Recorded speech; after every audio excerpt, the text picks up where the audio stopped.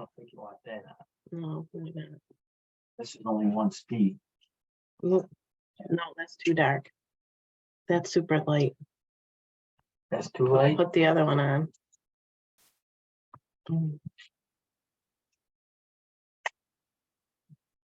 Which one did you have on first? The overhead one. The overhead one probably was the best. No, it was the, you said that was not good. Turn that one off. Oops.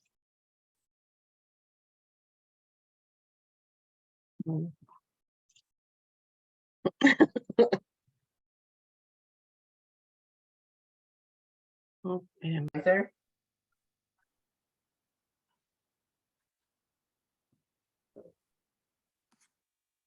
I would go back. There was Gary? no good audio, but I could have said yes a Gary, thousand Gary, times. Gary, we are good. We are ready for you to start the meeting. He's got a lot of feedback though. I can understand from He's open twice. Yeah, I just muted him. He's got, Jerry, you're on the meeting twice somehow. it says the host muted me. Oh, I hear you now, even though you're muted, so I think we should be okay. Don't take it personally. I just unmuted myself, you know, No, it's No. not working. He's on Jerry, say twice. something right now. the Jerry, host, talk for the us. host, Okay, the host do muted not me unmute again. yourself. Why Don't does the unmute host, yourself. why does the host keep muting me? Because you have two screens open, Jerry. I'm getting two,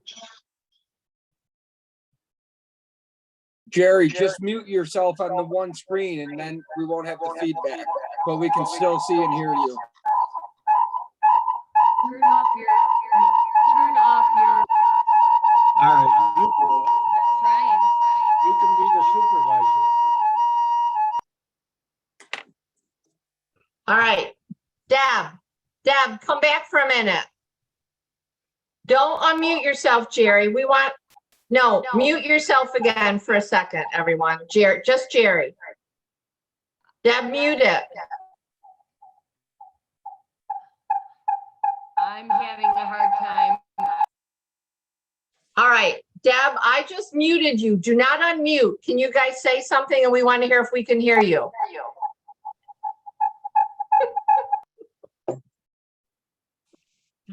Deb? Amber, they have to unmute on the other screen. Yeah. All right, you do it, Jared. Or somehow close out of that. Right. Close out altogether and come back. I'll log off altogether and come back. No, Wait a we minute. hear you. Oh, I just took them out. oh, okay. Okay. Thank you. He's a rock. All right, everyone. Thank you for your patience for all of us. We're going to blame the weather.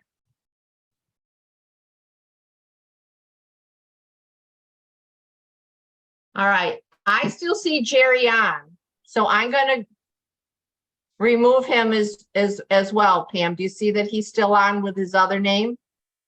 With Gerald, yes. So I'm going to remove him Okay.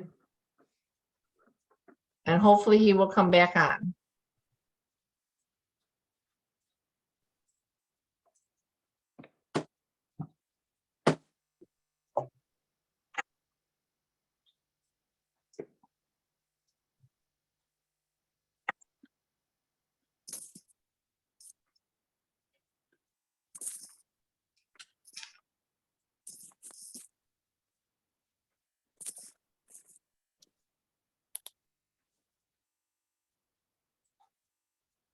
What?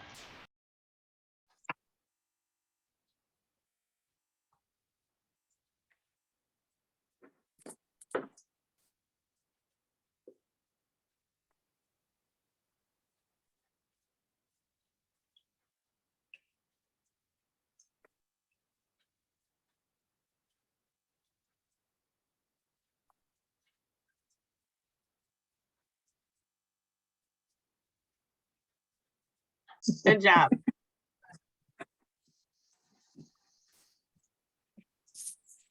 All right, I think we're ready to start.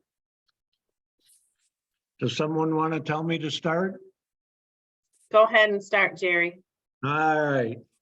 I want to welcome everyone. There's quite a collection of participants tonight, given the weather conditions, but you're probably all at home, nice and warm like I am. Will you join me, please, in our Pledge of Allegiance and roll call? I pledge Allegiance to the flag of the United States of America and to the republic for which it stands, one nation, under God, indivisible, with liberty and justice for all.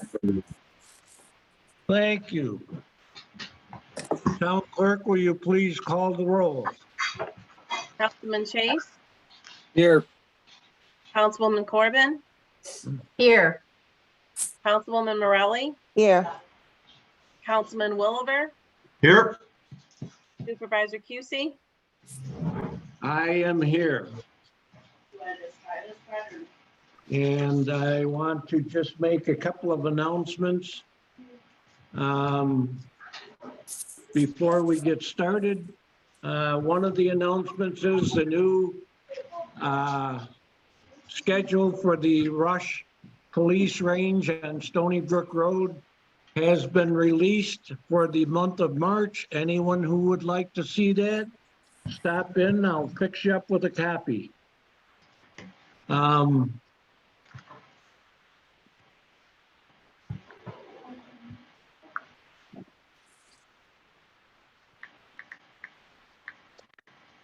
The next announcement I'd like to make you aware of is I've had a request from the town historian, Sue Me, to, did someone say something to me? Maybe not. To have an open house of the history room in the town hall. She thinks that attendance could be held on a Sunday afternoon. Sunday afternoon is not a typical open time for the town hall, but if the board agrees that she could have it, then arrangements will be made to ensure the security of the town hall during this period of open house, a 2-hour period. And a Sunday afternoon, maybe May 21st. Any comment on that?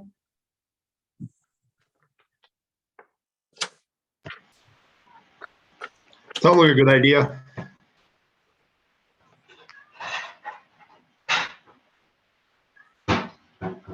Any others? it sounds fine to me.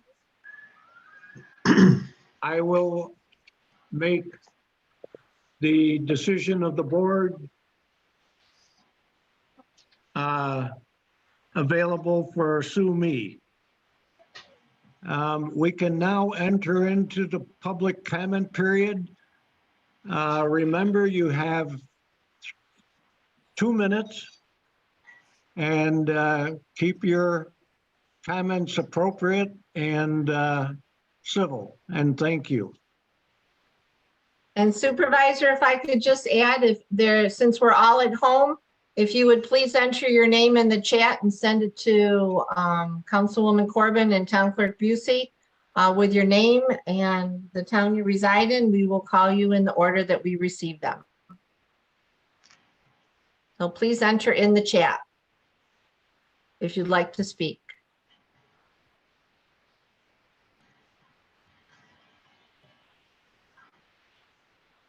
No one wants to comment.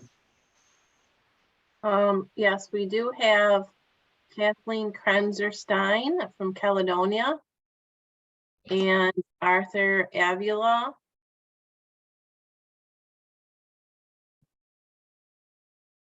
All right, Kathleen, if you would, I think we see you on. If you would unmute yourself and again, give us your name and the town you reside in, we'd appreciate it.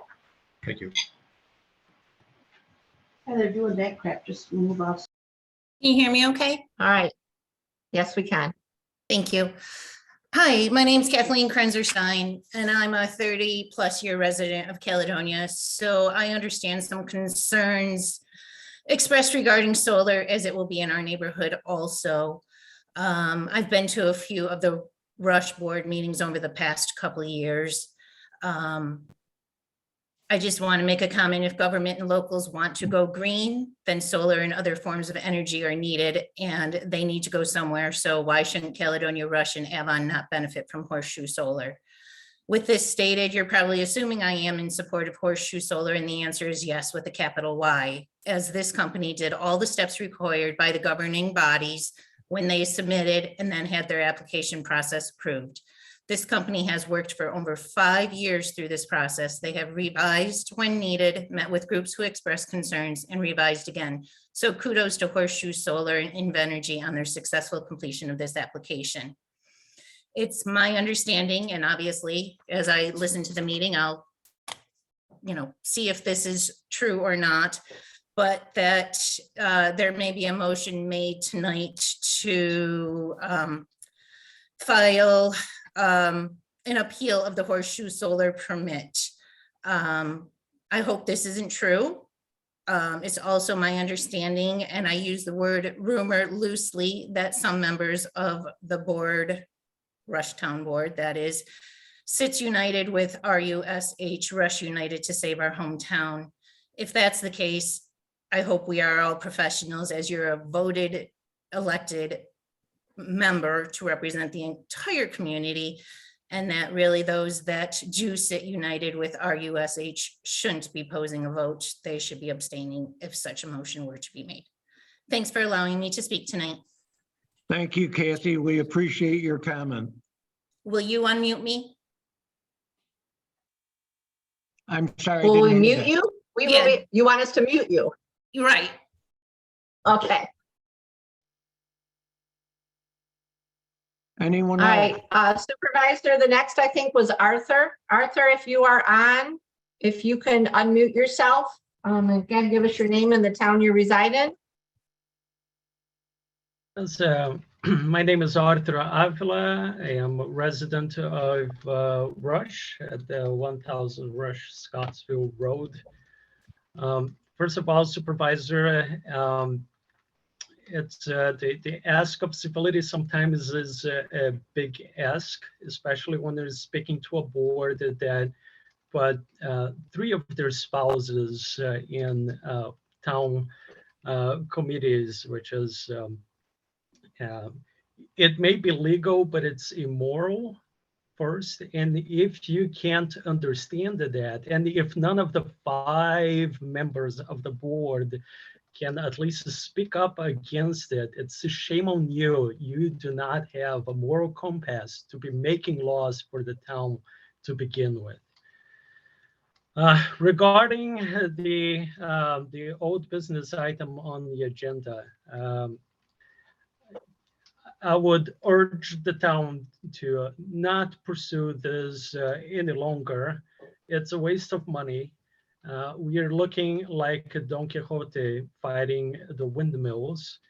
It's not, if anything, best case scenario, the only outcome of this would be just a delay on the process, if anything.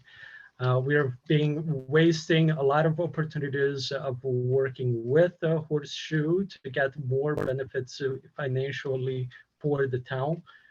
Instead, what we're doing is pursuing a special group's interests. Is the same number of people that come to all of those meetings, while you keep slapping on the face of the honest residents of the town that pay their taxes and rarely have the time to be here to speak up.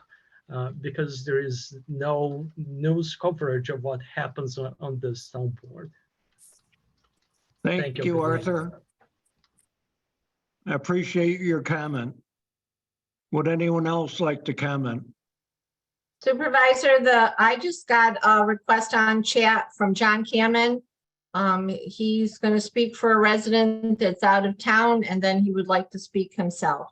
So John Cameron, if you can unmute yourself, turn your video on for us, we'd appreciate it.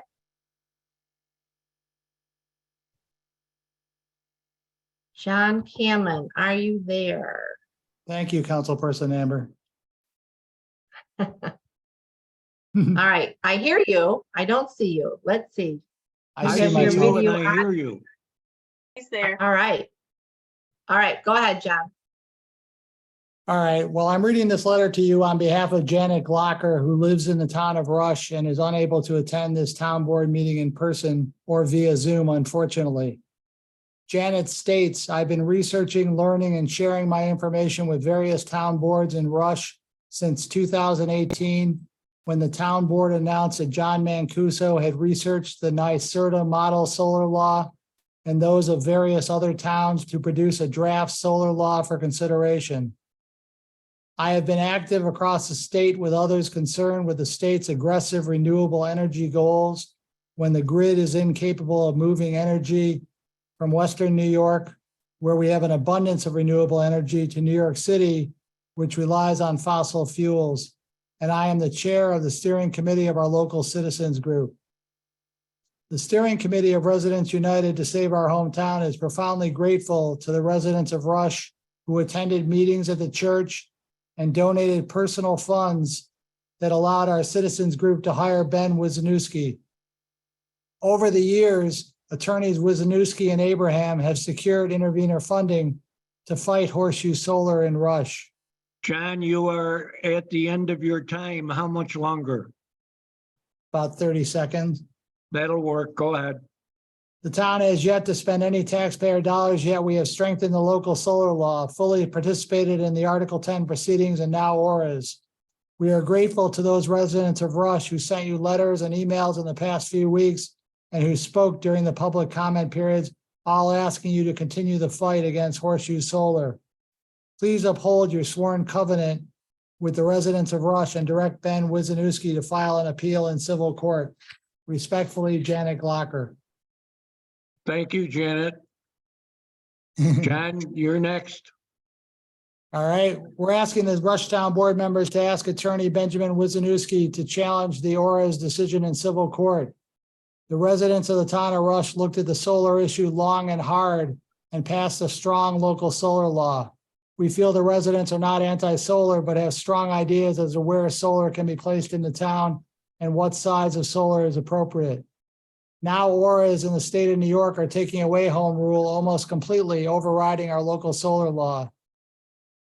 We live at ground zero of this project. We didn't move to Rush to be across the street from an industrial solar facility. Gola Road is going to become an industrial zone with a new larger substation, a 5,200 square foot operation and maintenance building, and a laydown area for the 600,000 solar panels along with solar panel installation. We can't let ORAs in the state of New York take away home rule and completely override our local solar law. Our town and its citizens should be able to decide for itself what type of solar it wants and where it's located. The town board needs to go to the next step by commencing litigation to protect Rush's rights under home rule to create zoning laws. If we don't protect home rule with solar, what other areas of home rule will be overridden by the state? Thank you. Thank you, John. I appreciate your opinion. Would anyone else like to speak? Supervisor, if I can ask the town clerk, I have two people that have asked to speak, but I want to reach out to you to see if you have anyone. I have a few, yes. I have Bethany Choate. Well, Supervisor, we still have people on Zoom that would like to speak. Pam, do you Well, want to invite that's one what of I yours asked in and for. we'll go back and forth? I would prefer to have the people who want to speak have their time. And then if we have any to read, we can do that. Okay. Pam, do you want to invite your next one in? The next person in the chat is Joanne Scanlon. If you'd like to unmute yourself, Joanne. Yeah. Okay. Joanne, evening, you're on, everyone. I believe. What's that? I said, I believe you are on. Yep, If you- here I am, and I'm glad to see you're feeling better, Jerry. I've been away, so I didn't even know you were going through so much. So I'm glad that, you were able to pull through that. It sounds like it was not very good. Thank you so very much. I appreciate that. Okay, so as it's no surprise to you, I'm going to be talking about Horseshoe Solar.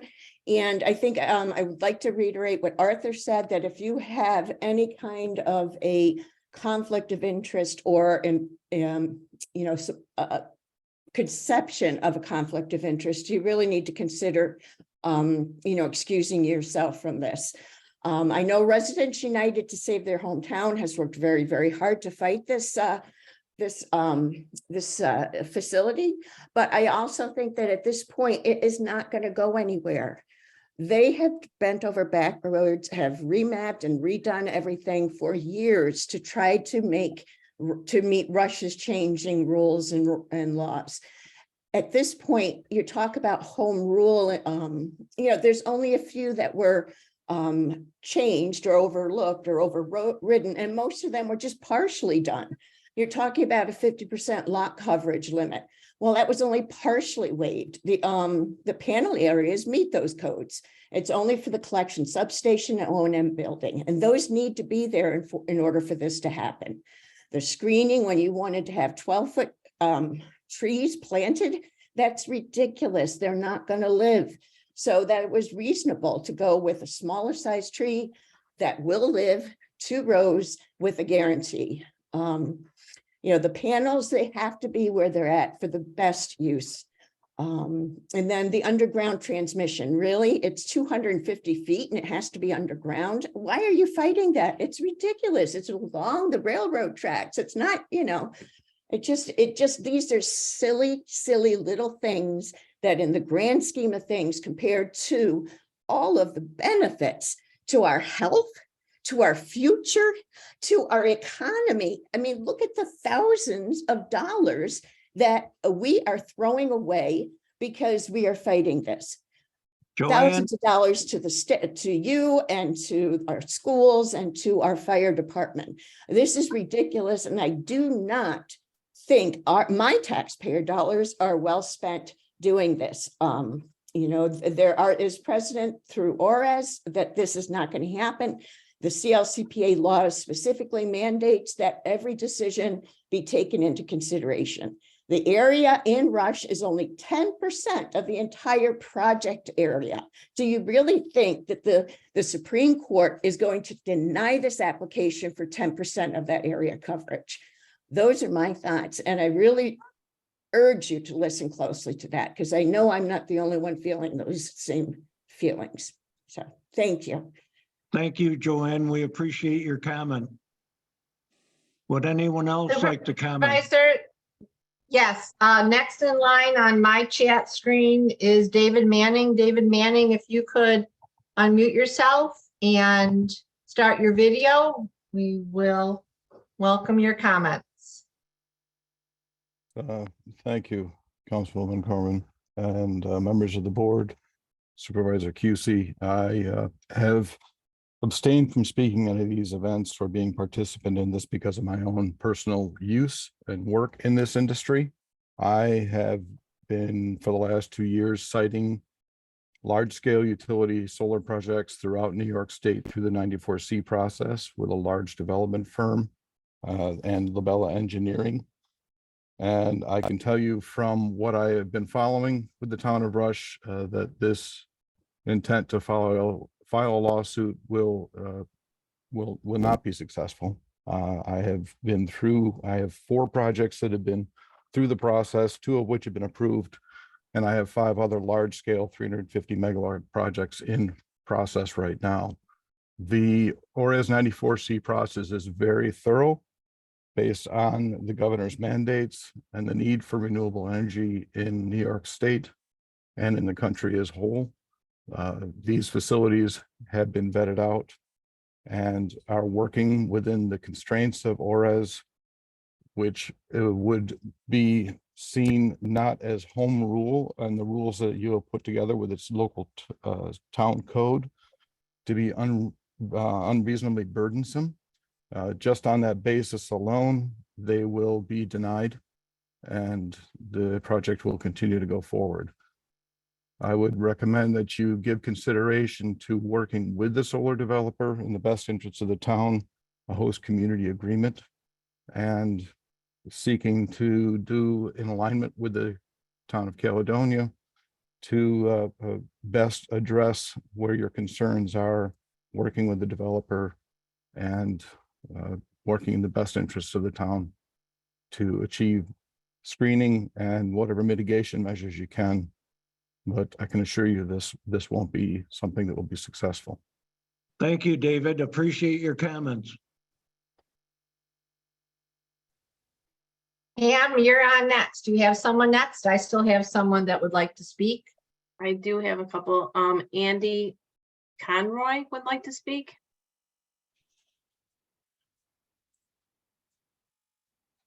Hello. I didn't understand that name, Pam. Andy Conroy, the town of Mendon. Oh, okay. That's why I didn't understand it. Hi, Andy. Hi, can you hear me? I Yes. certainly can. Hello, hi, I'm just calling in to express my opposition to the proposed solar farm in our rural community. While I understand the importance of renewable energy sources, I believe that this project, would likely have a detrimental impact on our community and our way of life. First and foremost, the proposed solar farm would take up a significant amount of land in our already sparsely populated community.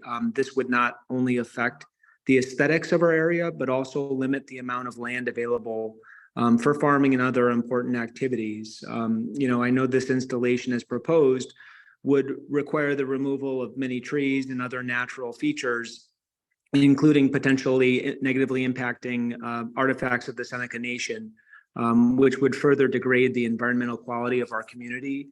Additionally, the construction of the solar farm would have a negative impact on property values. I would think many of us have invested our life savings in our homes and our properties in this area, and the installation of a solar farm would significantly decrease the value of our investments. This would not only hurt homeowners like myself, but also our local businesses that depend on tourism and a thriving community to stay afloat. So while the proposed solar farm would be a source of, arguably constant noise and light pollution as well, the panels as proposed would need to be maintained and serviced regularly, which would require the use of heavy machinery and other equipment. This would not only be disruptive to our peace and quiet, but also pose a safety hazard for our community. So in conclusion, while I support the development of renewable energy sources, I believe that the proposed solar farm in our community is not the right solution. That's all I have to say. Thank you for your time. Andy, thank you for your comment. We appreciate it. And Supervisor, I had the same person on the chat. Pam, do you have anyone else? I do. Amelia would like to speak. Amelia, if you'd unmute yourself, turn your video on and tell us your name and the town you reside in. I'm assuming you meant Arnella. Oh, I'm sorry. I apologize. No, it's all right. My name is Arnella Stupak-Catello. I live in Rush on Rush Henrietta Town Line Road. And I'll just speak from the younger generations. I am one of a very few families here that fall in the millennial generation. And one of the things that we've seen since we've lived here, which will be almost 5 years in the fall, is the fact that we want to keep the town as is, which may have worked 20 years ago. It's not going to work for our future. The solar panels have zero impact on property value. I understand people are speaking based on their personal beliefs, but let's look at facts here. Our renewable resources are dwindling. This is an opportunity that's actually going to help the town. It's going to help us in various different ways, including getting money back to the town, which I think is going to be required. And I would appreciate that my taxes are not going to be used in this case to fight a lawsuit that we are going to lose. Let's actually spend money on fixing the things that we need to fix in this town. For one starters, we have nothing here at all that keeps me here. I have to drive miles to go to a grocery store. that would be a nice thing we can invest in instead of fighting a lawsuit like this. Thank you, Arnella. We appreciate your comment.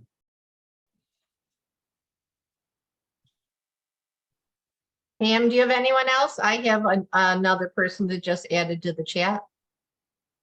I do have another person. I believe it's Jack.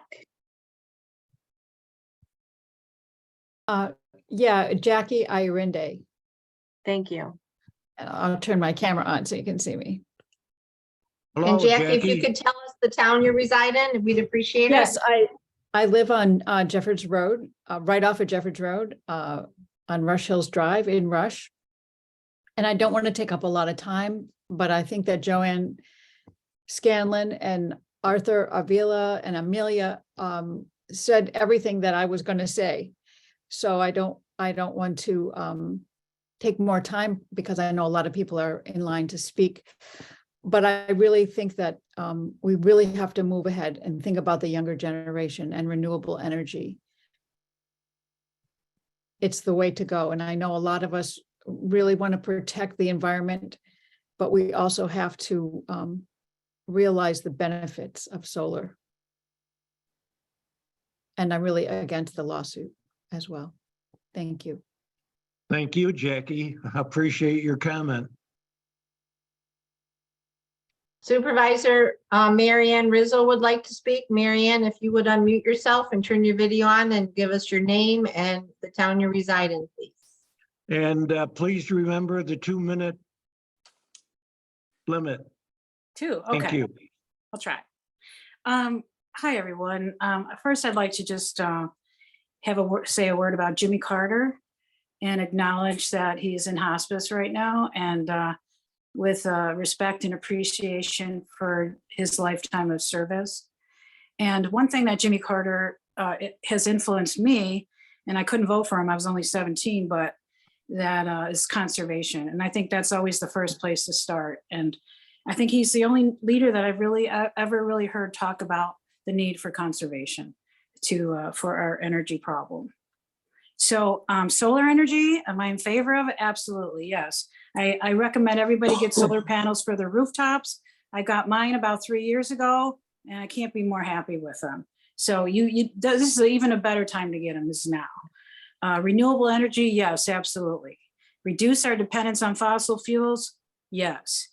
Oil spills, unacceptable. Carbon in our atmosphere, not good. We all know that. Reduce our dependency, absolutely. Is there a climate crisis? Absolutely. Extreme weather events, unfortunately, yes, this is reality. But I want to say that horseshoe is not the answer. In my opinion, we want to be able to integrate solar into our communities in a way that is palatable. And 17-foot panels, which is what would happen if they were to come here, that's like the second floor of my barn. I mean, those are high panels, and that's something that people are going to have to look at 100 or 200 feet away. I'm almost done. Minimal screen. Okay, sorry. So Gola Row becoming an industrial center for solar for all of Caledonia, that's unacceptable. But the good news is that, these Rush landowners, they're getting correspondence from other solar companies. So as soon as Horseshoe goes away, these other solar companies are going to come in, and they've already started to make offers. And these, I believe the landowner is going to take the offers, and then we can abide by the home rule. So it's not like it's not going to happen. Let's do it right. Thank you, Marianne. And let's just not settle for less. Thank you.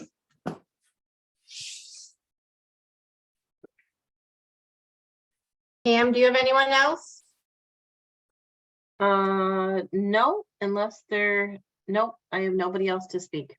No one else. I do. Sorry, Supervisor. Phyllis Wickerham has her hand I would like raised. to say something. I went to the chat and put my name down, but I somehow didn't get relayed. Okay. Who's speaking? Okay, this is Dominique Lepoutre. I'm at 1442 Quarry Road in Caledonia. And I want to thank everybody who spoke before me. You covered a lot of my points.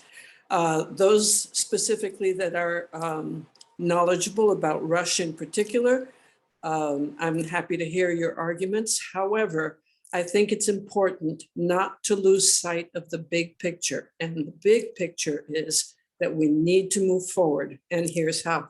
I'll make this very short. In 2 minutes or less, there are 6 major reasons to support renewable energy in general and Horseshoe Solar specifically. In the environment, warming is occurring globally.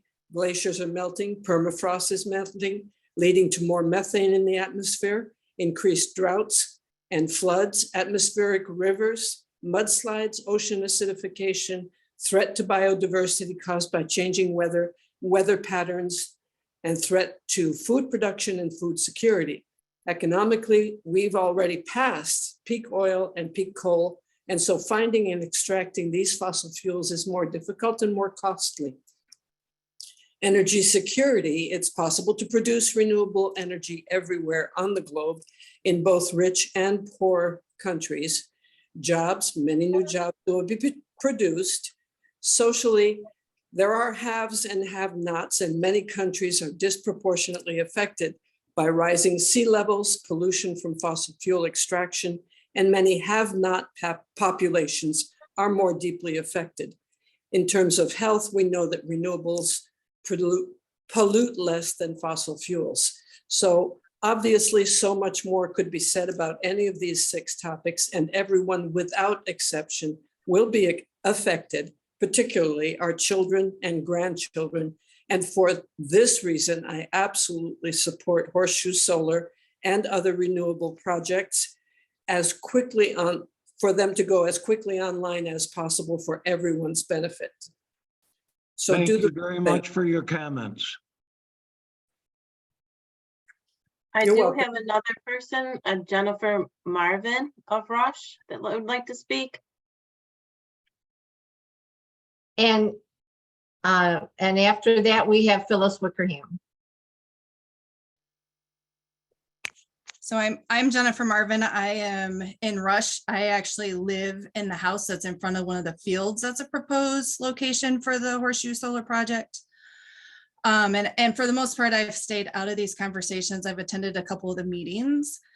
I am not opposed to solar. I have personal solar panels on my own property that I use to create electricity for my own house.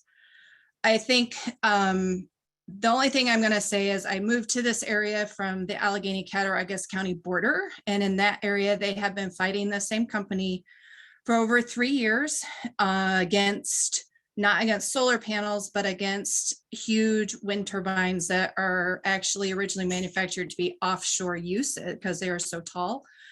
And they are fighting them and making progress and moving forward of having them installed, but have not completely got them removed from their area. I think this company does like to push the boundaries and the limits. And I have concerns with putting all these solar panels in this area, fencing them to keep wildlife out of there. We have a lot of wildlife already in our roadways that we are going to force them more into the roads, have accidents with cars. And while I love green energy, I don't think that generation of solar panels is green. Thank you, Jennifer. Supervisor, next we have Phyllis Wickerham. Phyllis, if you can unmute yourself and turn your video on if you so choose, and give us your name and the town you reside in.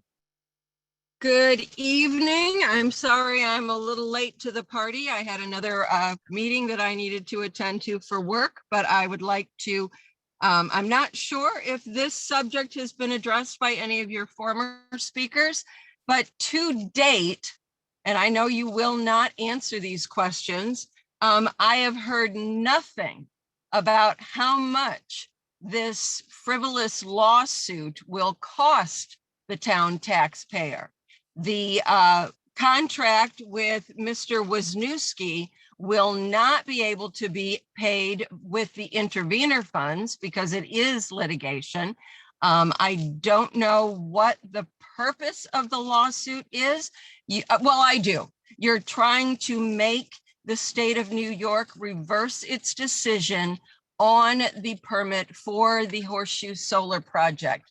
It is naive of the town board and the Residents United to think that Mr. Wisniewski will be successful in any type of litigation against the state of New York when they have a very aggressive plan for turning our state into an all-electric state by 2050. And I am concerned that the unknown amount of money that you are going to allot to this man to fight a frivolous lawsuit could be used for much better purposes. And that is my biggest concern. You are wasting my tax dollar on something that we will not win. And we have projects, i.e. the Rush Riverside Refuge, the old BOCES property buildings, even the Historical Society Playhouse could use that money, put that money to better use. So that was my 2 cents. And I would really like to see someday how much money you actually are going to spend on this. Thank you very much. Thank you very much, Phyllis.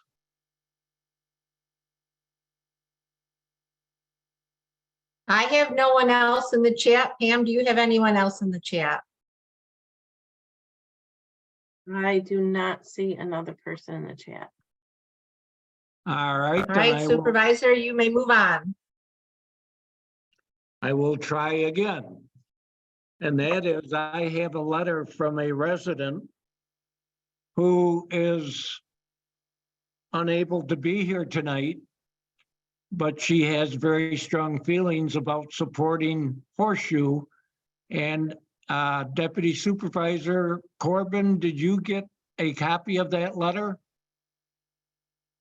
Yes, the town clerk forwarded it to the whole town board, along with all the other letters we have received. Would you like to read it so the rest of the attendees can hear it? I do not have it in front of me, Supervisor, because I was not aware that we were reading all the correspondence that we got. Well, given the importance of this subject matter and how there are two distinct sides, I think that Bethany's letter should be read, so I will read it.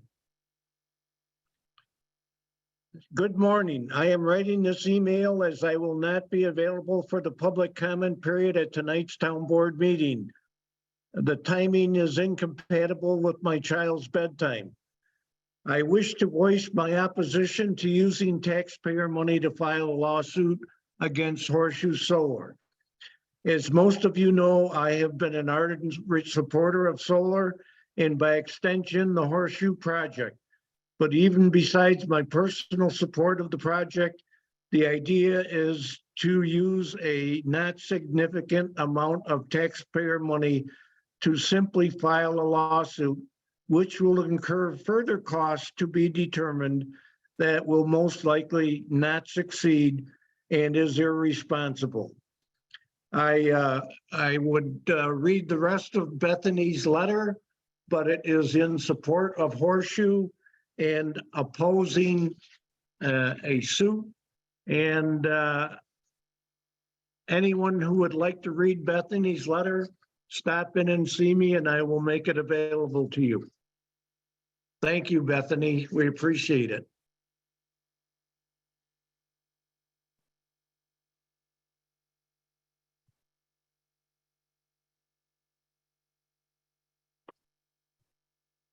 Has anyone else surfaced who would like to speak? No, Supervisor. No. All right, then I want to thank everyone who spoke. It was well controlled and to the point, and I appreciate it. Thank you very much. We can now move on to the approval of minutes. We have workshop minutes from January 9th, 2023. Would anyone like to make a motion to approve?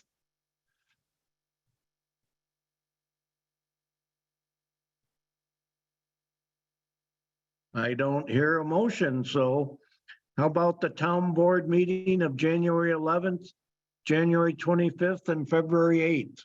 Gary, Or- I'm sorry, I did speak up. I had my mute on that first one. I read those. I'm gonna approve. I'll read the motion for the workshop meeting, if that's okay to go back on that with you.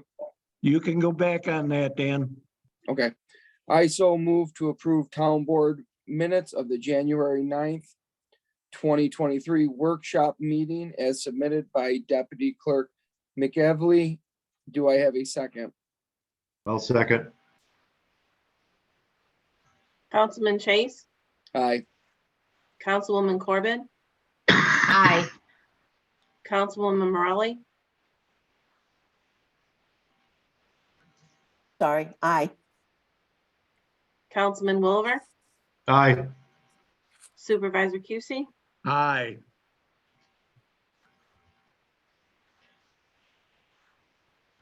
Okay, we can move on to the January 11th, January 25th, and February 8th town board minutes. Would anyone like to propose a resolution for adoption?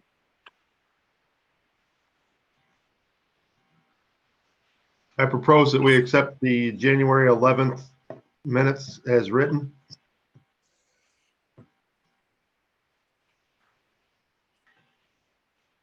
I'll second that. Councilman Chase, Aye. Councilwoman Corbin, Aye. Councilwoman Morelli, Aye. Councilman Williver, Aye. Supervisor QC. Aye. Supervisor QC, there is the January 11th organizational minutes as well. I do not However, have them. I do not have them on here for approval. And town clerk, we do not have those new merit step tables yet that we tabled in order to review. So is that correct? I'm sorry, we do have the 11th, the January 11th meeting minutes. But I wanted to mention, I will abstain for the 25th of January and February 8th due to my absence. I don't know. if Supervisor, anyone- we don't have those minutes. Say that again, please. We do not have any minutes beyond January 11th to date. And the organizational meeting minutes, we still, my understanding, cannot make a motion on because the merit step tables have not been brought to the board for our review. We tabled them at the organizational meeting. Isn't that correct, town clerk? You and I discussed that, correct? I do believe that, but I'd like to know with Attorney Howe, would the meeting minutes be able to approved without those being tabled on those resolutions being brought forward at another time? If it's just a matter of inserting information that's already, that doesn't need to be changed or modified in any significant way, you can proceed with that condition of approving that without seeing that table. But if it's something that that still needs to be reviewed to be approved or discussed, then I wouldn't proceed with that yet. So as far as the other resolutions, they're still on hold as well? We have not gotten the tables yet from the finance officer for our review. Well, what we were referring to is the January 11th organizational meeting minutes. Attorney Howe, that's what we're referring to. There was 2 meetings that evening. And I did mention that. I hope everyone heard me. So I'm sorry, what is the holdup with approving these for tonight? Rate scheduled tables. Right. If those tables are simply just not inserted into the meeting minutes, you could approve them conditioned on the insertion in the final draft of it. But if it's a document. No, David, we have not seen the updated tables to date. Okay, I mean, then it's your prerogative to hold off on approving that until you see that.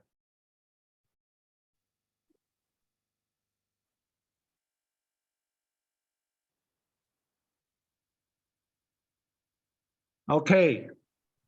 No further comment on that.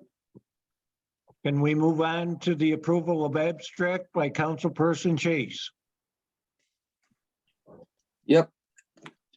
I so move, having reviewed all vouchers on abstract 2-1 of February 22nd, 2023, authorized payment of $39,896.06, which includes Fund AA General for $6,832.03, Fund DA Highway for $29,382.28, and Fund LL Library for $3,681.75. Do I have a second? I'll second it. Oh, okay. Everyone does. So much support. Councilman Chase, Aye. Councilwoman Corbin, Aye. Councilwoman Morale, Aye. Councilman Williver, Aye. Supervisor Cusie. Aye. We don't have a transfer of funds tonight. So we will move on to reports from town board members, town clerk, and our attorney, and we can start with Deputy Supervisor Corbin. Thank you, Supervisor. I have just a short update from our last meeting. As far as I haven't spoken about the local waterfront revitalization program process, there still is not much to update. Again, for those of you who are familiar, it's our LWRP planning grant with the town of Henrietta. Things are still status quo. The draft, preliminary draft is at Department of State, and we are awaiting their review. Second, I know I announced when I was filling in for you, Supervisor, last meeting that the town clock was not working and it was fixed. Well, we found out from Highway Superintendent Mark David the other day that it is not working again. So just so the residents all know, he is on top of it with our vendor to find out and get it running again. And that's all I have. Thank you. Thank you very much. We can move on to Councilperson Chase. Yeah, so last night I attended the Rush Fire Commissioners meeting. They continue to work on the stuff they have going on as far as equipment and things like that to help protect our citizens. I think the new hires have been working out pretty well. There's been a few serious calls where the new laborers have been able to respond and get aid to people quickly. Another thing that I would like to note that isn't something that's just for me personally, but I would like to make a note that just in driving around the town with the nice weather we've had, I've noticed that our highway department has been doing a lot of work as far as removing some dead trees and some brush and things like that along the roadsides that could potentially be hazards in the future. So I'm just happy to see that those guys are out there taking advantage of the nice weather we have and trying to take care of some of these issues that maybe aren't issues right now, but could be issues down the road. So that's what I have to report. Thank you very much. We can now move on to Councilperson Morale. Thanks. I participated in two virtual meetings regarding grant applications for our infrastructure needs, particularly our water district projects. One of them involved congressional appropriations. And so we're going to be moving forward, making an application to see what we can get out of that. And the second one was a follow-up conversation with County Exec Adam Bellows' office, people, the head of planning, and the people who are administering the grant applications there for prior grants and to see where we may go. And we are set up for a follow-up meeting with them. Thank you very much. Councilperson Woolliver. I attended the Rush Public Library Board of Trustees meeting last night. Things are doing well there. They do have a problem with EFPR not getting statements on time. They have a state report that's due March 1st, and they have been told they're not going to receive the information they need to complete the report, so it's going to be late. Kirsten's concerned about that. They're concerned about communications with EFPR. I know they don't have a person that that Kirsten could actually speak to. And the numbers she's getting from EFPR through Janice don't always match her numbers, and some points they're quite far off. She just wished there was a better way to communicate with them, and she could check their accuracy and they could check hers a little bit better. That's the biggest problem going on there. And they're wondering about the ice cables on the roof. What was that about the ice cables? They're wondering how that's going. Are they moving ahead or? Because I was absent and I wasn't part of those most recent discussions, Deputy Supervisor Corbin, would you like to comment on that? Certainly, I'll be happy to.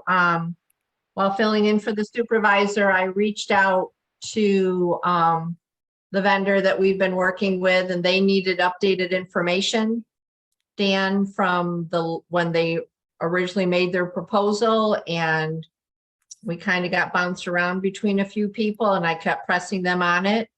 And it is in their hands to get Jerry the most up-to-date quote and time when they can get everything ordered and going. And I know Jerry is waiting to hear from them. We've been on them to get it going, but at this point, unfortunately, we still do not have a date. And I will just comment on what I do know, and that is that we have been blessed with not having any heavy snow loads this year. I hope I'm not speaking ahead of my calendar, but we're blessed so far. So we've been very lucky. We've been very, very lucky. Agreed. Anything else, Dan? That's it. All right. Thank you very much. Town Clerk Busey. I did get, I don't know if anyone else received it, but I did get a letter from the fire department letting us know that the carnival would be this year the 10th, 11th, 12th of August, and we are invited to participate in their parade, which is scheduled for Friday in August. And I did submit a monthly report to the supervisor and a check for $15,289.15, and that was for the month of January revenue. Also checks, actually one check of $59 for state programs, and we have posted so far for Monroe County a total collected of $4,419,847.49. And I do know that on this, it was not included on the agenda, but later I would, when asking the board for a resolution, I did post for a deputy town clerk, and I had 10 applicants, 3 of which I've interviewed, and I did select one to fill the position who has accepted the position. So later on, a resolution for approval would be requested. Thank you. How about Attorney Howe? Do you have a report? Yes, just that Robert Marks and I, as you know, attended the annual Association of Towns meeting in New York City the last few days. It was the first in-person meeting of that organization since COVID. So there were quite a few attendees who were very happy to be there, and it was nice to interact with my peers and other municipalities and kind of get my head up out of the sand, so to speak, and see what else is going on in the world of townships. And I'm sure we will at a future date discuss some of the things that we learned at the conference. Thank you very much. Is our Recreation Supervisor Pat Stevens on? I believe she is, Supervisor. Speak up, please.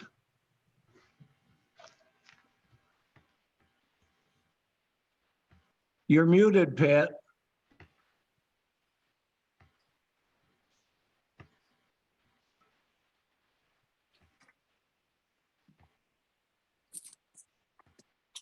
I think. Supervisor, there's a Patricia on. I don't know if that's Pat Stevens or if that is a different person. So maybe Pat's not on.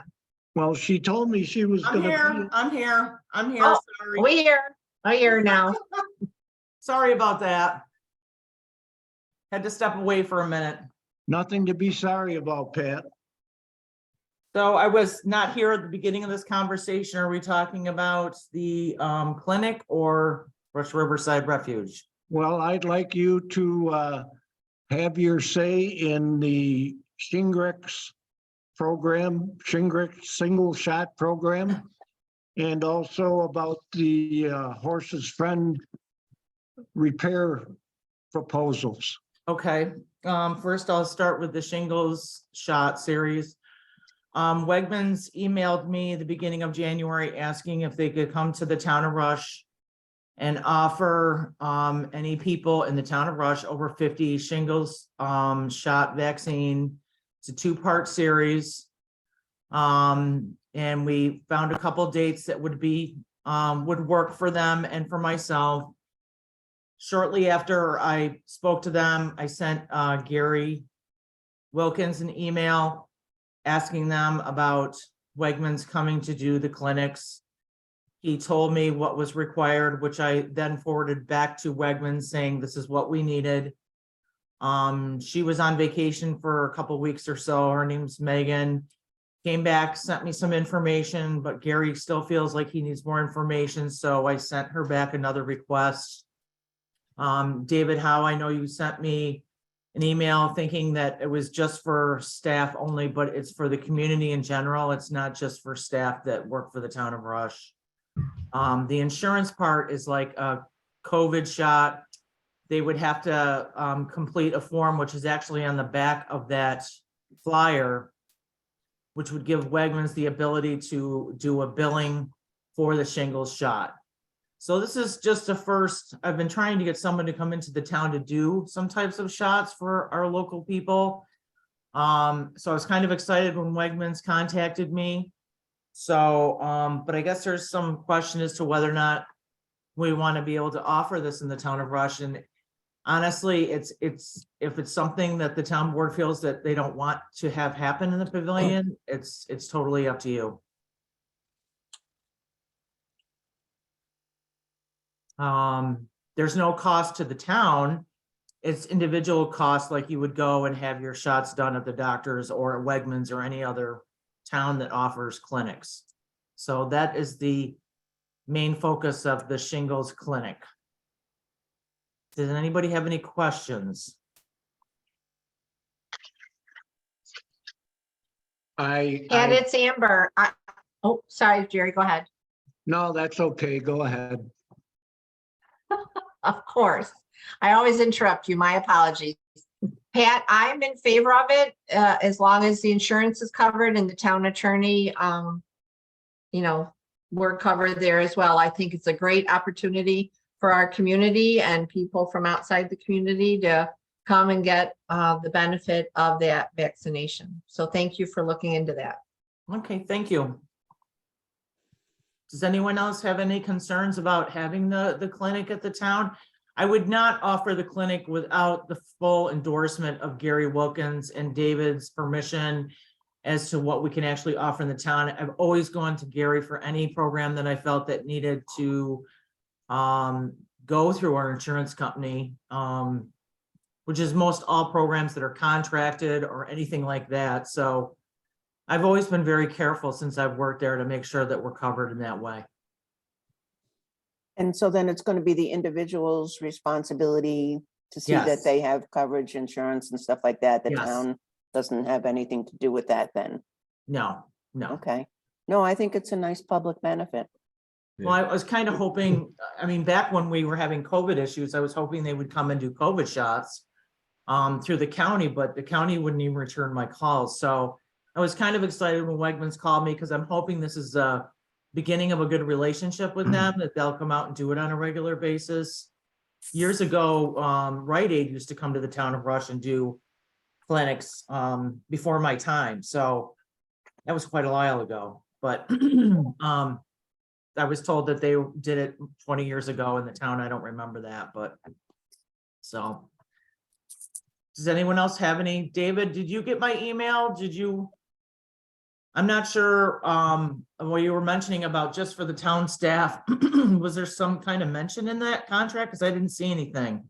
Yeah, so my comment was just based on my, the contract actually says that it's this this is a contract drafted by Wegmans. And so it's phrased in the term, using the terms employer and employees. So the town as the employer wants to provide a certain benefit, these services to its employees. So that's kind of why I asked the question. If it's just for the public at large, and what we're basically doing is just providing a venue, the pavilion, as a place where the public can come and, depending on their own personal insurance situation, obtain a vaccine. I didn't have any real comments, apart from that, really. So the contract can just be revised Okay. with slight revisions. Okay. Subject to Gary's comments on insurance, which I think were resolved, I didn't really have any comment. Okay, I'll make sure that they address that because I did not notice that. I did not read that. So thank you for pointing that out. Does anyone No. else have any objections about the clinic or reservations? No, Pat, I think it would be a benefit for the town for you to be able to utilize Wegmans coming out here and doing this. So I'm in favor of it. Thanks, I'm Dan. also in favor of it. Thanks, Dan. Jerry?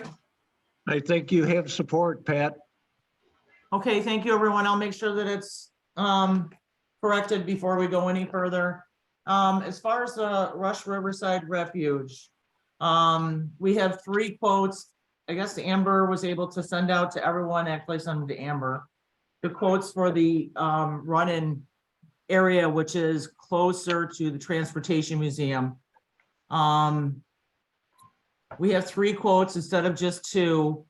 In the original lease with Matt Doward, he had made a cost approximation of $2,500, but I think it was just not really at heart cost that he thought it would be, but maybe if we could do something with putting some stuff on the sides and fixing the holes in the roof, you could get by with 2,500. But these 3 quotes are not 2,500.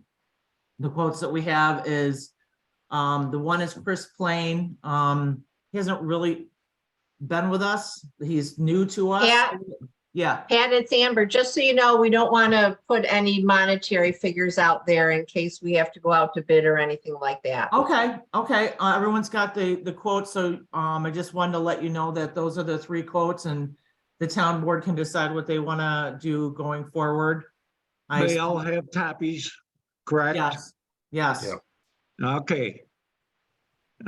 This is to inform the public of what we are up to with the Rush Riverside Refuge, AHF, A Horse's Friend. And the board knows about it. So we'll hear about it if the board doesn't want to do it. Okay, is there any other questions that you'd like answered? And I'm really sorry about these estimates. I'm not in construction, so I can't help understand what all the verbiage is. Jerry would be the one that would be the best person that could explain if anybody had any questions about the estimates. I'm not very good at understanding what they're talking about in their estimates, sorry. You're talking about the turnouts? I'm talking about the run-in, the estimates that I gave everyone or Amber gave everyone on the run-ins. Same, one and the same. Okay, yeah, okay. So, Turnout, running. yep, The damage to that building, I'll call it a building. I think we all understand that. Is extensive, especially in the roof area and in the underlying skeleton of the building, rafters, etc. So we're looking at a pretty good cost for that. And I'll let it go at that because it's I don't want to bore people with talking about rafters and spacers and whatever else. Dan would know. There's, I think there was a suggestion that it be torn down years ago. It's in bad shape. the estimates are not I to mean- us directly. I just want to make sure you guys know that's to the horse's friend. Yeah, Okay, Okay, but I think this topic's on our agenda later on in the evening to discuss more in detail, correct? Yes. I believe you all received estimates, the proposed estimates that we have. And that's some of it is hard to get your head around. So yes, the intent was to briefly talk about it here tonight, provide the board with the estimates, and to talk about it soon after. Okay, Make a decision on it soon after. okay. But this is a complicated decision because it involves a horse's friend who's a tenant on the property. Pat, did you want to talk about barn number 7? I'm talking about the union estimate.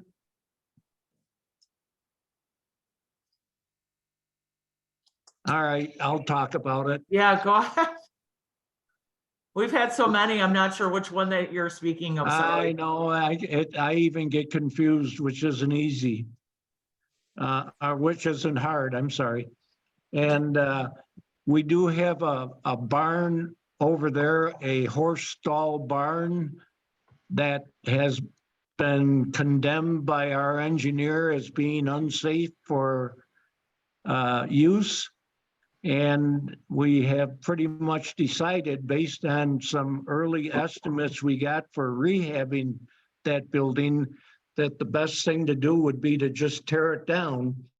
And all of a sudden, in the 11th hour, Pat found another person who was interested in rehabbing it. But I don't have a lot of understandable detail, but we will look at that in the very near future and make a decision as to whether call him in and talk to him about it, or stick with our plan to demolish that building. Would anyone like to comment on that? I think I would have to look at the quotes again, but if it's the quote that I'm thinking of, I would almost be inclined to stick with our original idea, but I think maybe that might come up later today when we have I'll pull the quote up in front of me and take a look at it more closely then. That's fair. That's fair. I agree. All right. Thank you, everyone. Thank you, Pat. I did want to close the session by letting everyone know that the cell tower that's behind the town hall is having some major upgrade activity occur on that. And over the next, from February 20th through March 6th, there will be a lot of activity out there involving heavy equipment, cranes, lifting large pieces of structural steel up, antennas up, and they're going to have some restricted parking back there where a lot of people traditionally park to go to the library. That'll be closed off, so be aware of that. And they've been instructed to, if anyone does happen to venture into the area, they've been instructed to halt work immediately and let the person clear the area.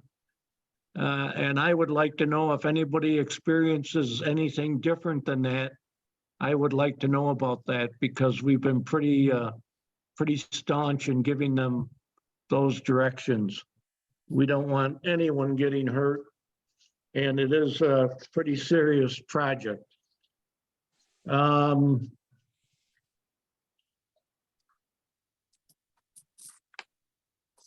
We can now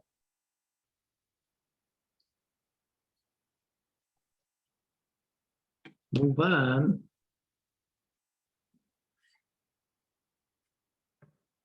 to old business. And that old business is going to be about one of the most talked about discussions here tonight. And I do believe Dan Chase is going to comment on where the town board is on that old business regarding the decision denying the town of Rush party status in the ORS proceedings. Yep, so regarding Horseshoe Solar and the town's decision to pursue an appeal to Oris's decision. Right now, the town is still waiting to get a response from Horseshoe Solar on a proposed host community agreement that we had sent to them and a road use agreement. We had sent that out to them weeks ago. We still hadn't heard anything back. So based on that and discussions with the town's attorneys, I think at this point, it is in the town's best interest to table that until we get a response from Horseshoe on our host community agreement and our road use agreement. That's my thought on it. Do I have a second? I'll second that. Okay. We Is got there any two tonight. discussion on that?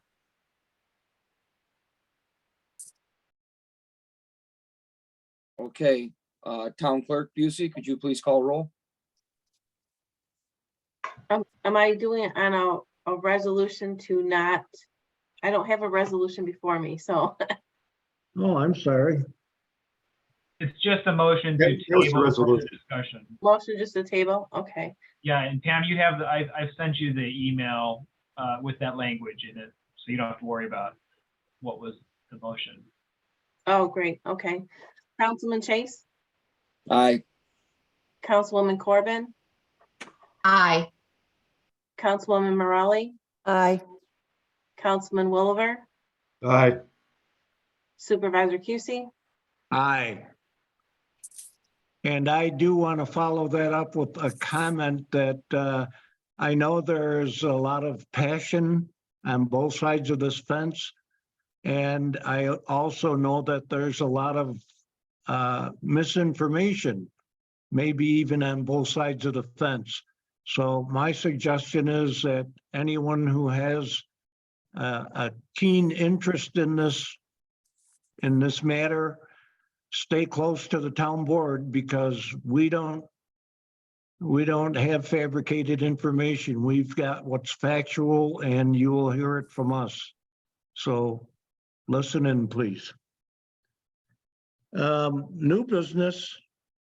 We have a contract that all of you got a copy of for Pipitone to provide HVAC services to us this year.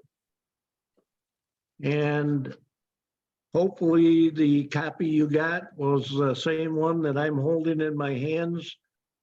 The total for the 1-year agreement, $3,940 plus tax, billed on a quarterly basis of $985 per quarter. You've had time to look at that, I hope.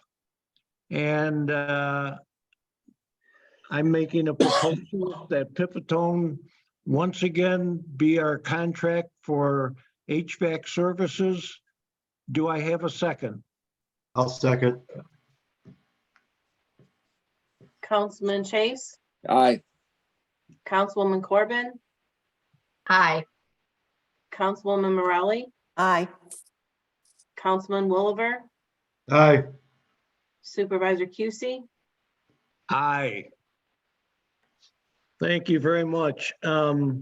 We already did talk about the Rush Riverside Refuge building repair proposals.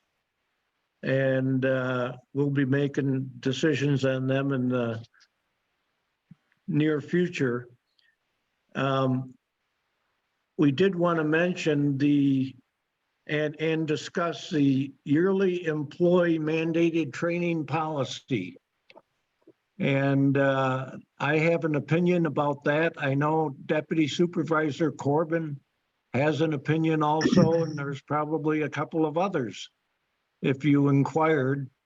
And this is a time we're going to talk about it. And our attorney is going to guide us so that we are in compliance with state requirements. Amber, the floor is yours if you'd like it. All right, I'll let the public know this has to do with the yearly mandated training. This is not the state requirement of the subboards for their 4 hours of continuing education. So this is the mandated employee training. And I've been working with the supervisor's secretary, Valerie Orbacher, to get some questions that were kind of up in the air as she's been putting together the training. And I did send it out to the board earlier based on our other town attorney, Robert Marks. David, I don't know if I can go through what Robert shared with the board, or if you would like to, I will let me know what to do. Yeah, no, I'm aware of it. Robert and I have been discussing it throughout. You're certainly welcome to share with the board what Robert's comments were or his answers to your questions that you'd posed on this particular subject.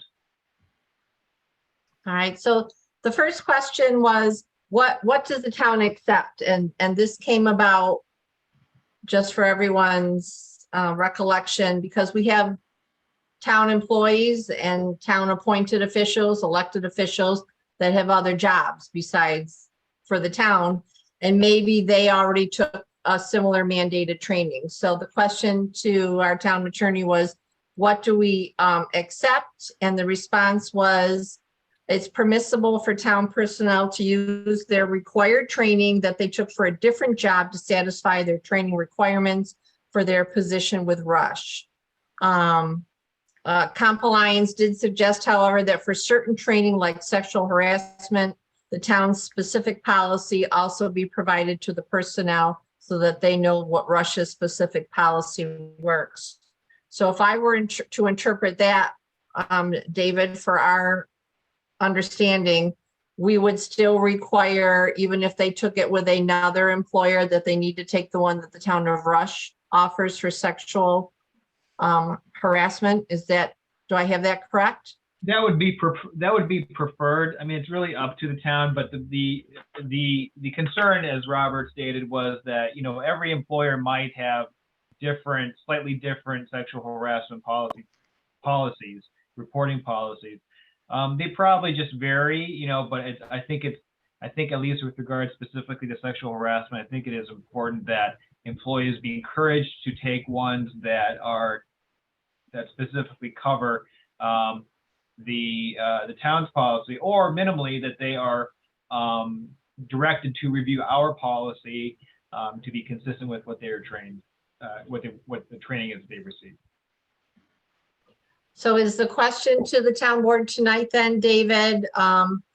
We need to make a determination that that's the path we want to move forward with, that if they can supply something that they already took it with another employer, but sexual harassment they need to take with the town of Rush. I'm not quite sure what exactly we need to determine policy wise. I think that it's just simply that you can accept, if as a board, you can decide if you want to just accept it without further, further supplement, or do you want to just say with regards to sexual harassment that it only will be through an approved provider that specifically speaks to the town's policy? And Jerry, you wanted to say something? isn't there another component to that question, which is all people who serve the town residents, regardless of how long their service time is on an annual basis, it's my opinion, should be required to take that training to hold us harmless, hold the town harmless in the event that there were an incident. I don't, I have confidence in everyone who works for the town, but I want to make sure that we're covered and protected. So it's my opinion that everyone should take the training. Does anyone else have an opinion on that? Well, my personal opinion on that, Jerry, is for sexual harassment, yes. But if you have a job that requires you, maybe I work for the federal courts in Rochester, or I'm a public school teacher, and I have to take bloodborne pathogens and chemical hazardous, and I can supply the town with a certificate that I took those similar trainings with the same title, that would be able to be accounted for the town of Rush. Sexual harassment, I agree with what the town attorneys say. But if they can satisfy it with a certificate from their other employer, I'm okay with that. I don't know how everyone else feels. That's what this conversation is about. I think if you have taken it as part of your requirement for another employer, it should be acceptable. I know mine was last year. I did it. My firm required that training and it was put on by the Department of Labor. So it was very specific and I got a certificate and turned it in. And I was told that it qualified for the town as well. David, your opinion on that example? I think that's fine.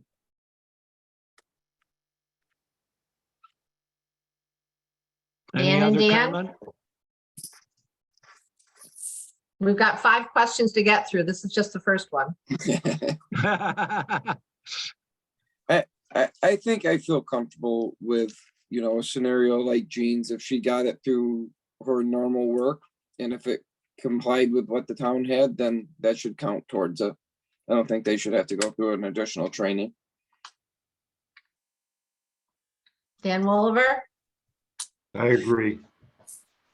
All right, so we will require a certificate to be supplied. Well, question, but sexual harassment, they still would need to take. Second question was time cutoff. This came about because we had. Can I go back to that? The training I Sure, took Jean. was specifically regarding sexual harassment and it was acceptable last year. And you're saying, and we're saying that the town wants you to take their version as well? Yes. David and Robert in their email to us said, because what you took might be slightly different, and David's chime in, might be slightly different than what the town is giving, and therefore the town would be covered by what we offer. David, I'll turn it back to you. It's really the board's decision on this. The important point here is to understand, is for all employees to understand, if you are going to accept a prior training on this subject, that they be highlighted, that, you know, our specific policy be highlighted to them so that they understand that, you know, our policy may be slightly different than what they're trained in. Obviously, the fundamentals of what, you know, what constitutes sexual harassment and how you respond to that in the workplace, those are going to be the same, but the policy itself might be slightly different from employer to employer. So that may be something for this board to just say, you know, okay, if you want to submit a certificate from another employer that has sexual harassment training, that's fine. But here, make sure, you know, here is our specific policy, so you understand that. You know, so that's really for this board to consider. Yeah. And as I said before, I think I would still feel comfortable with Jean. I was under the interpretation that we were doing sexual harassment. That's what Jean was talking about. Me personally, I'm still fine with her certification from her other job crossing over to the town. That's my opinion on it. That's why you're here. And I respect everyone's opinion. I'm just looking at what the town attorney has recommended.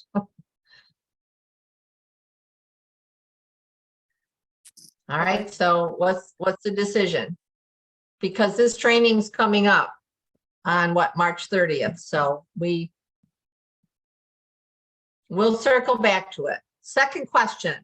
This came up, time frame, 12 months. We had an employee say they took a training in December of 2022. And so we reached out to David and Robert about the cutoff, and their response was that this is an annual requirement. So this town employee who has another job took their other job training in 2022 that doesn't qualify for 2023. So for us as a town board, we have to make a decision. It's going to be in a calendar year, David, from March 30th to March 30th, or is it just January to December? What does the board need to consider for that? There's really not much to consider. I think it's just a standard understanding here that it's a calendar year and not, you know, 12 months. There's really not much, I think, to discuss there. Okay. I agree. The next one, what does we have to the New York State certificate? And the question was, the town just needs to keep record, that we don't worry about that one, I don't believe.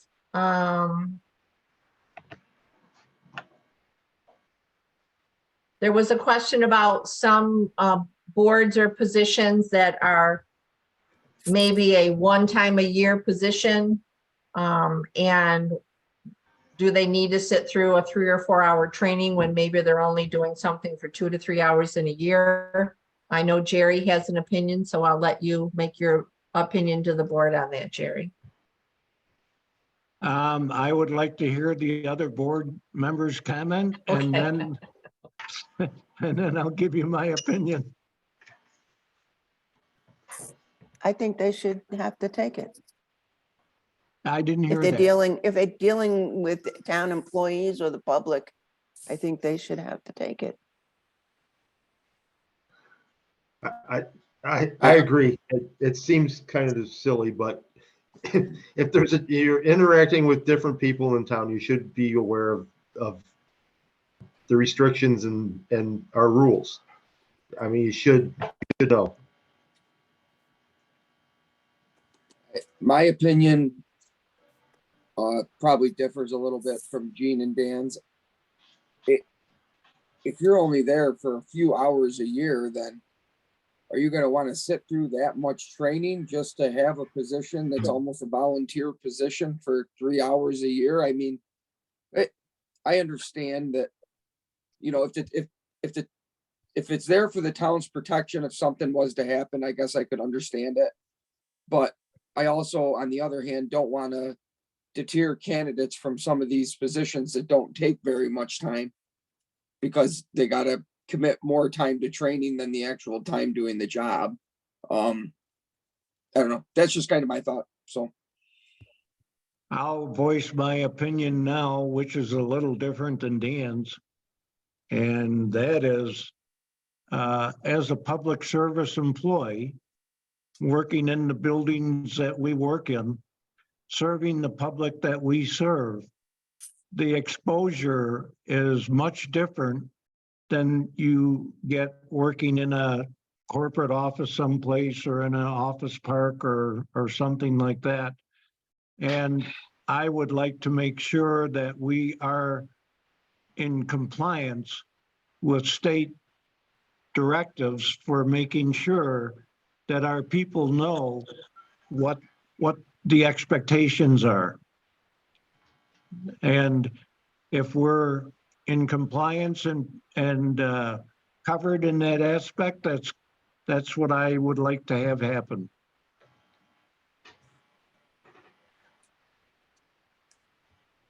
All right, I will put everyone's thoughts together and give them to you, Jerry. That works for me. And thank you very much. Well, I want to say that I appreciate everybody's comments tonight. There's a very decisive matter that we talked about, and I appreciate everyone voicing their opinion. I appreciate everyone expressing your opinion calmly, and I really like the way the meeting went tonight. And having said that, with no further business to discuss, Jerry, Supervisor? There is. Yeah. I think we had one other resolution that I was aware of. And I do have, Councilwoman Morelli does. I have one as well. Can I, it has to do well, with, I the- apologize. I don't see it on my paperwork.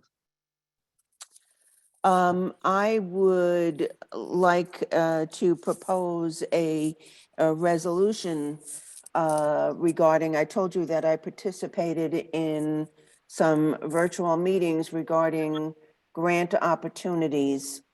And I would like to propose a resolution for the town of Rush grant work for congressional funding and authorization resolution.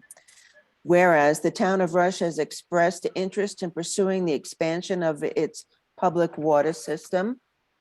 And whereas the town of Rush has contracted with MRB Group for the development of the preliminary engineering report to support the water system expansion. And whereas the town of Rush has expressed interest in pursuing grant opportunities to supplement the cost of the water system expansion. Now therefore be it resolved that the town board of the town of Rush does hereby authorize MRB Group to proceed with a congressional funding application for the purpose of requesting grant funds for the water system expansion project for a fee not to exceed $3,500. And I will also mention that we have ARPA funds to cover this. Do I have a second? I'll second that. Councilwoman Corbin, Aye. Councilman Chase, Aye. Councilwoman Morelli, Aye. Councilman Williver, Aye. Supervisor Cusi, Aye. and Councilwoman Morelli, can you please send me that resolution? I will. Thank you. Amber, did you say there was another resolution? I think Pamela I had had the G ones. I think Pam had one. Yeah. I don't have one. I had one here. It was for the deputy town clerk. The appointment of the deputy town clerk. Go for it. Got And it. before we get into it, because I can't just vote for it without additional information.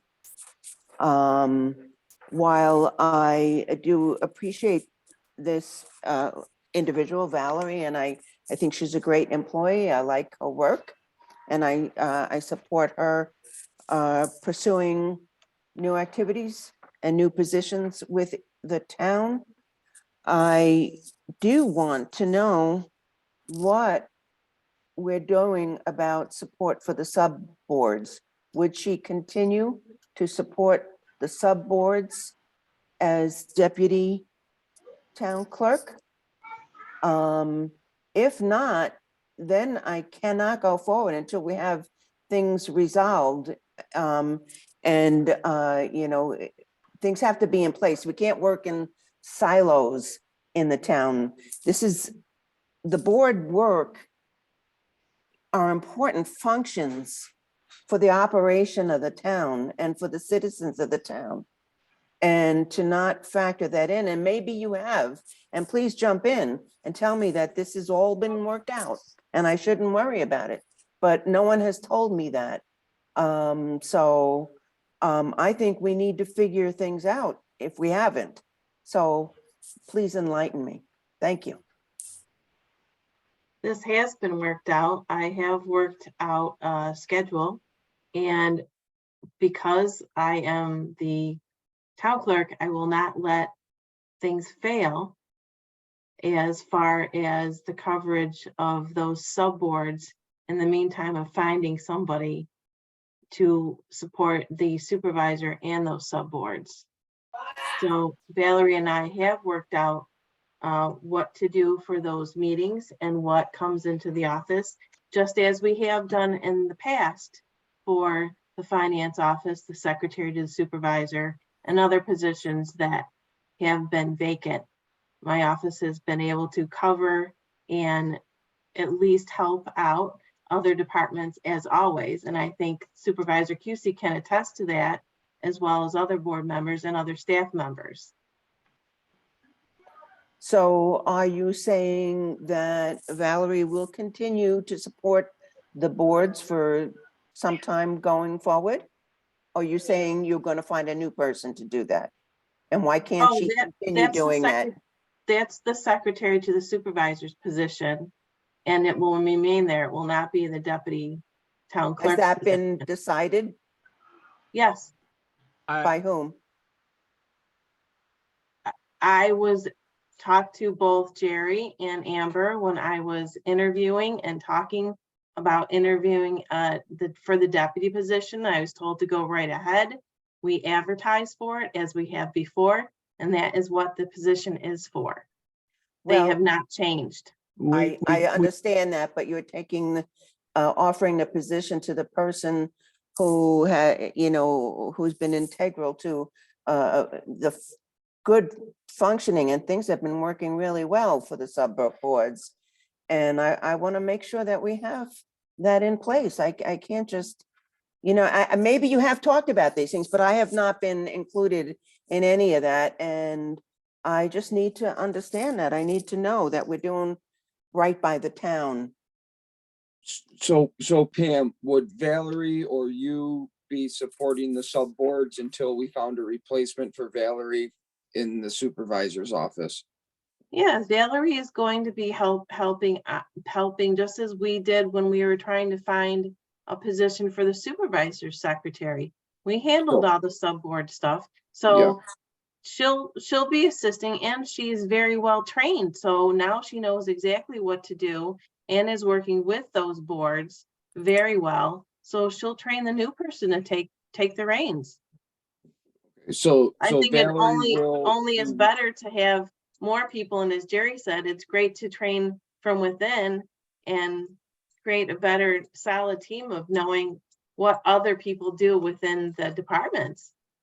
So you're saying that function will not stay with her? No.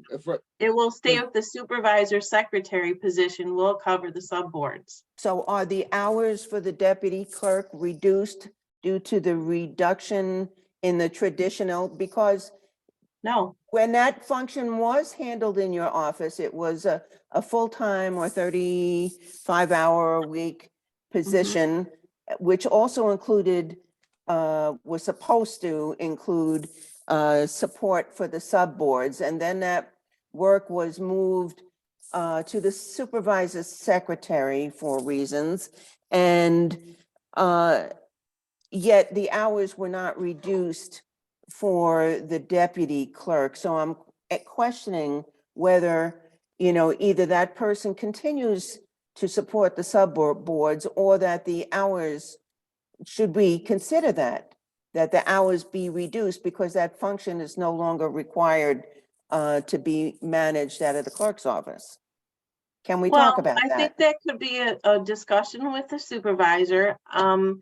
Generally, you're not in the office as I am and the supervisor, and you may not see how busy the office is. And I'm not continues to be. challenging So everybody's there's no reason to workload. have it to be less than 35 hours or full-time I'm just saying position. it was up until last year handled with a 35-hour-a-week position out of the clerk's office.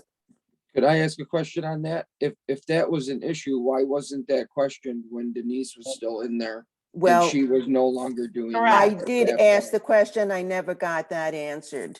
Okay. Why I was not didn't, asked that question. excuse me? I was not asked that question. She Well, I is know my I deputy. had that conversation and I, you know, and nothing ever got resolved. So I'm just asking because here we are doing it again. We're continuing, and that So- doesn't mean that because it wasn't resolved in the past, why we can't resolve it or, you know, just have the discussion about it. Well, here's my opinion on the matter. Yes, the clerk and I have had discussions about this. Yes, the supervisor secretary works exclusively or reports exclusively to me. Yes, the deputy town clerk reports exclusively to the town clerk. This situation has a little twist to it. And the twist comes in, one of those people, either the deputy town clerk or the supervisor secretary, works for the subboards also. And we know what happens when the relationship with the subboards doesn't work out. We went through that pain last year. And that's how the supervisor secretary ended up providing that service to the subboards. What we've got to do now is ensure that the board is comfortable with either the supervisor secretary or the deputy town clerk doing that job as either it was recently or previously, and is the pay set at the right rate for that job. That's a decision that this board has to make because of the involvement of whoever does it with the subboards, which is a town board matter. So here's my question then to Pam, I guess, considering that Valerie would be your employee. Would she be willing and would you be willing to allow her to continue the support of the subboards under your supervision or out of your office as opposed to the supervisor's office as it was prior to the change last year? When Shelley was supporting the subboards?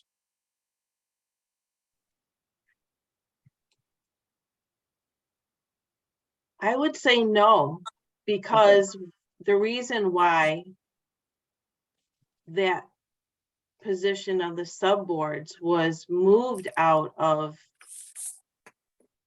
my office was how my office and my deputy was treated.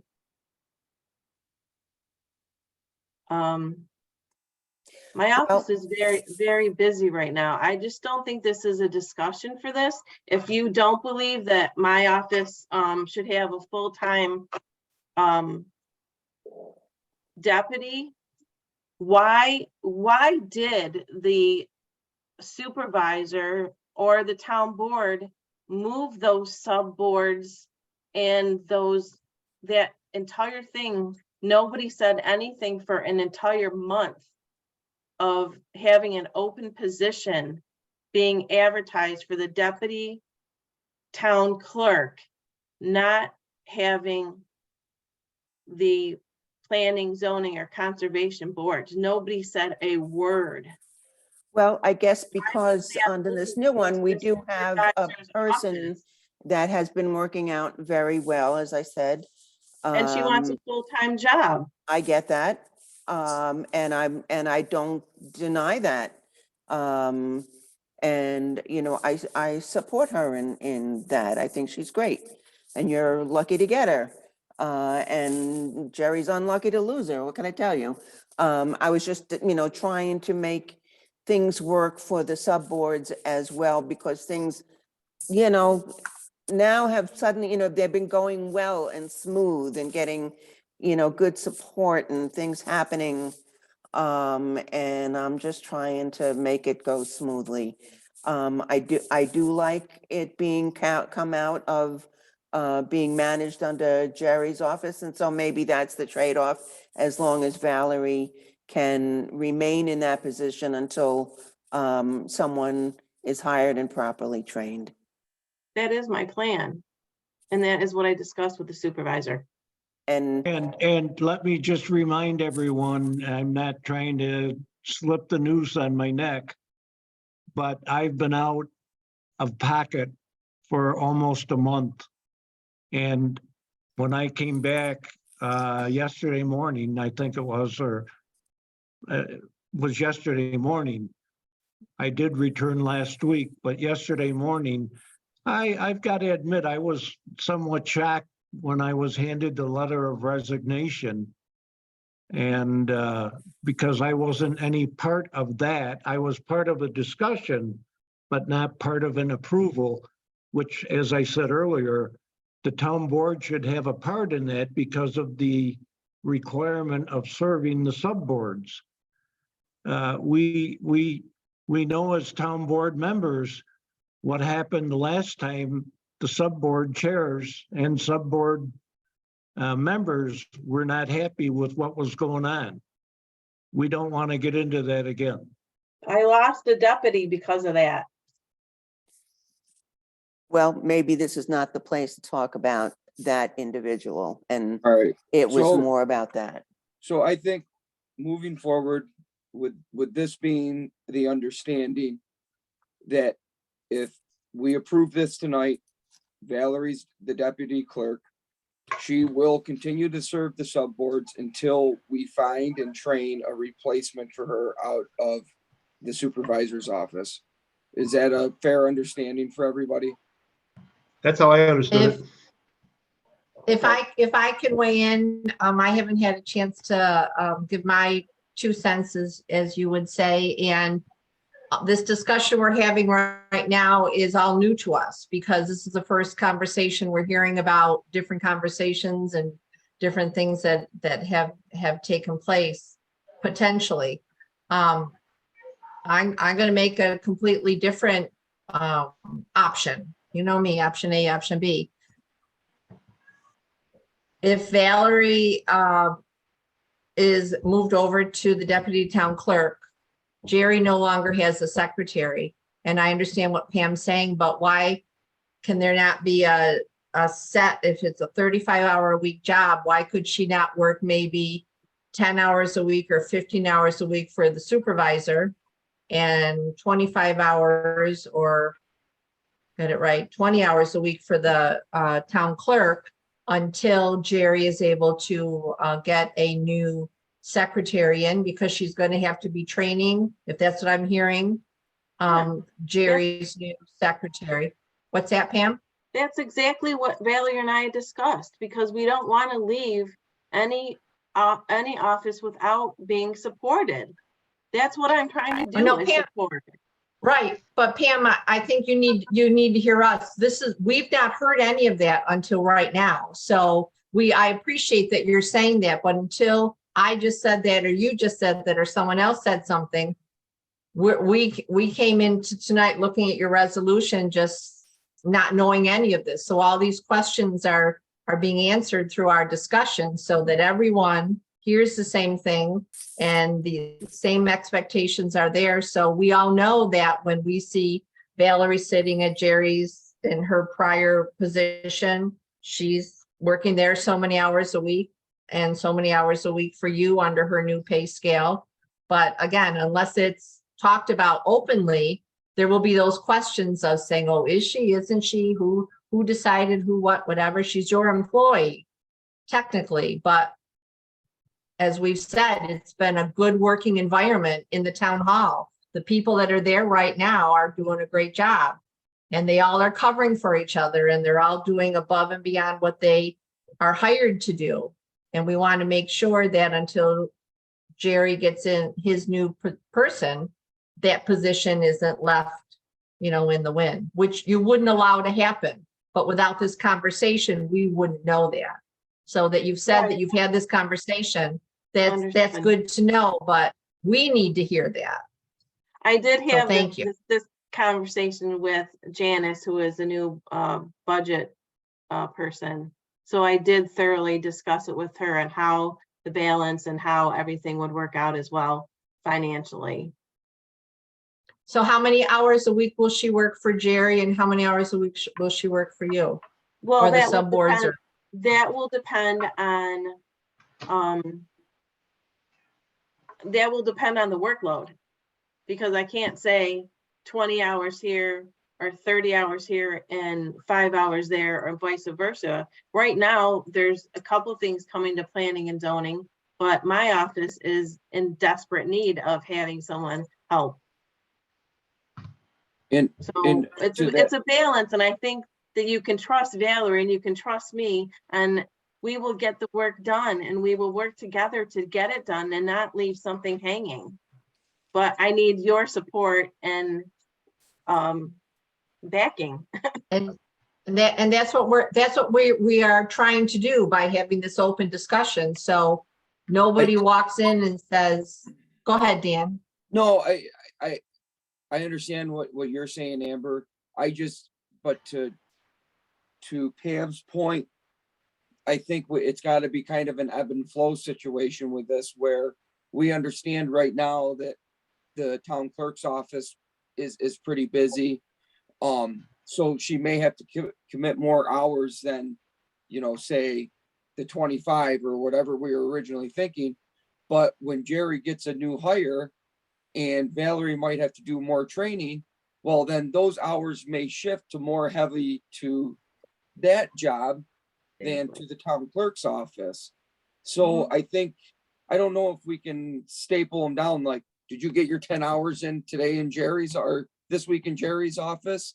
Because I think that may change over the next month or whatever we're looking at before you get a new hire in the training process. I think if we can just have a general understanding that Valerie is going to be working for both Jerry and Pam over that time period.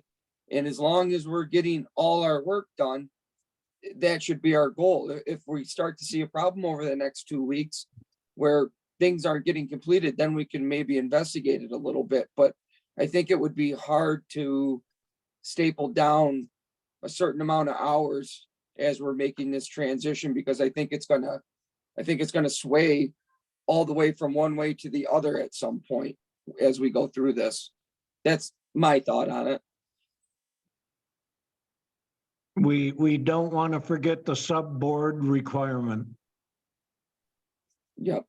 That is a huge, as Pam will attest to, right, Pam? That's a huge amount of work for Valerie that she does as Jerry's secretary, a lot more than she anticipated, so. Right, and don't forget, when we didn't have a secretary or a planning or conservation or zoning, how do you think all that happened for the training and the transition to unfold? It wasn't a one person or a chair training the secretary on how to do her job. I apologize. I'm not sure I understood what you just said. The planning and zoning conservation was in my office. How did the shift go And how did the training go? Did it all happen in the office up front? I No, actually, it was baptism by fire. And we were very fortunate to have a person of Valerie's caliber to be able to pick it up in that way. Okay, but what I'm saying is Valerie was in my office quite a bit. So I worked together with Valerie to help her to get all that information, and she working with the chairs to make it work in the best way possible for everybody.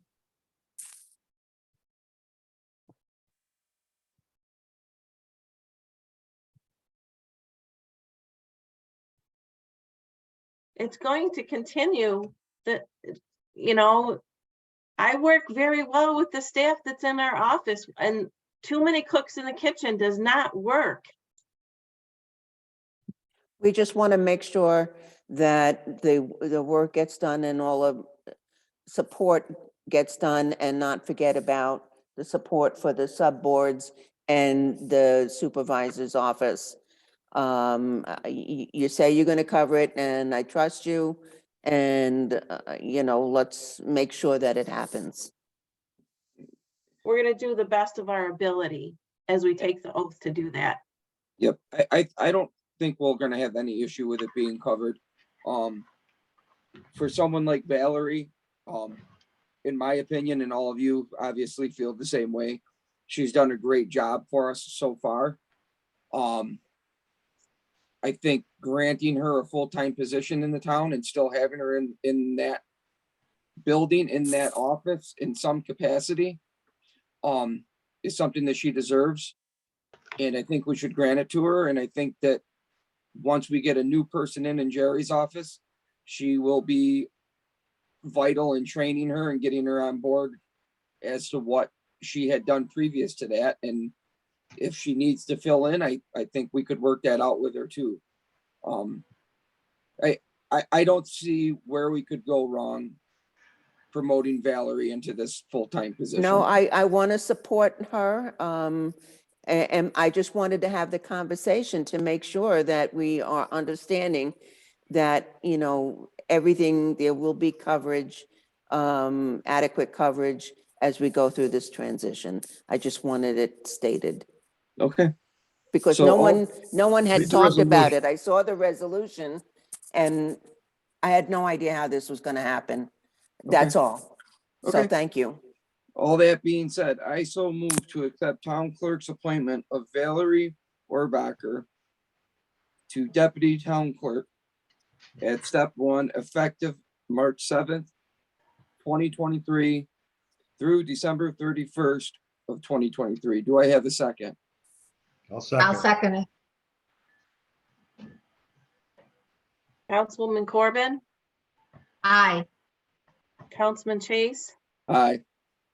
Councilwoman Morelli, Aye. Councilman Williver, Aye. Supervisor Cusey. Aye. Amber, did you say there was one other resolution, or is that it? I do not have any more. No, I believe we have covered it, Supervisor. All right.